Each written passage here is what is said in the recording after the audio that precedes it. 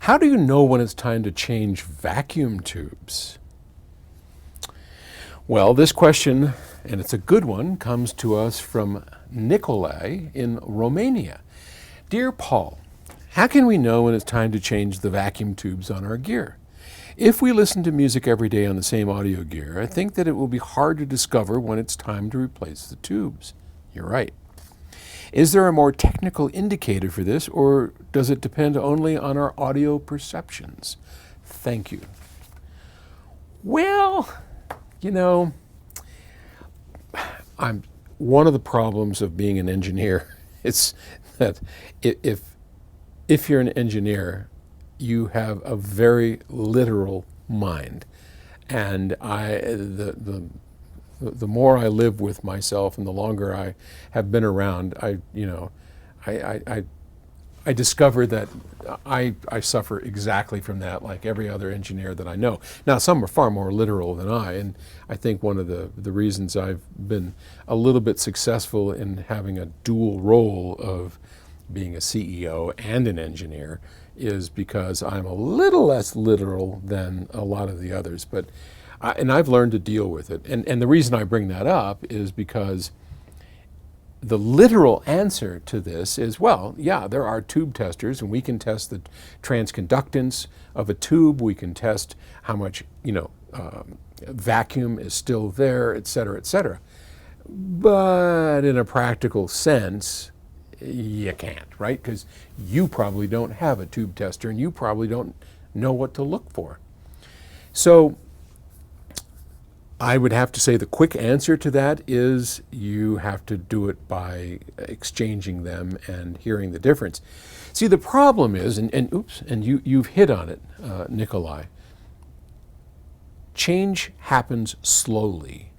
It happens slowly in our lives. It happens to trees slowly. I mean, you can stand there and watch as long as you want to see a leaf grow out of a tree, and it's not going to happen. Yet you go away and you come back the next day and there's a little bit of a green leaf coming out because it happens slowly, slower than we can consciously see. And in the same way, tubes degrade slowly over time, and they have sort of a bell curve. When you first fire a tube up, it doesn't sound as good as it's going to, and then over time as you use it, it goes up and reaches a pinnacle to where, oh my God, that thing sounds perfect. I mean, it's broken in.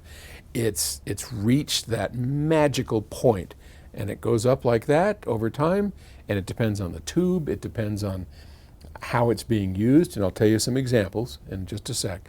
And then it starts this long downhill slide, and it's going to go up and down, and at one point it's going to pass by the point where it started, where it wasn't all that great, and keep going downhill.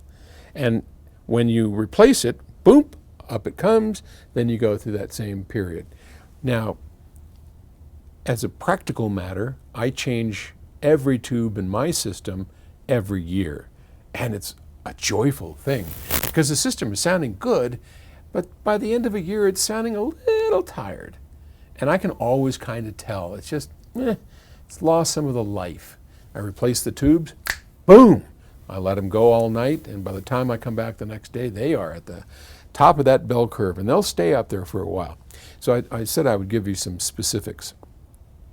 Power tubes, like those in a power amplifier, and not like this power amplifier. So this power amplifier, this BHK power amplifier, it has tubes, but on its input, not on its output. So a power tube would be the big bottles that light up and power the output, the speakers, and drive the speakers. Those degrade far faster than a input or a signal tube. So the more current they have going through it, usually in my experience, the shorter their lifespan. And small signal tubes for, like on the input of the BHK or in the preamp, those are going to go for longer. And you can easily get 5 years out of them. But I think after about a year, as a habit, I would be replacing those. And that's a pretty good rule of thumb for signal devices and probably power amp too. I know Arnie used to have these big Sonic Frontier amplifiers with rows where the KT88s, there were these big bottles on that.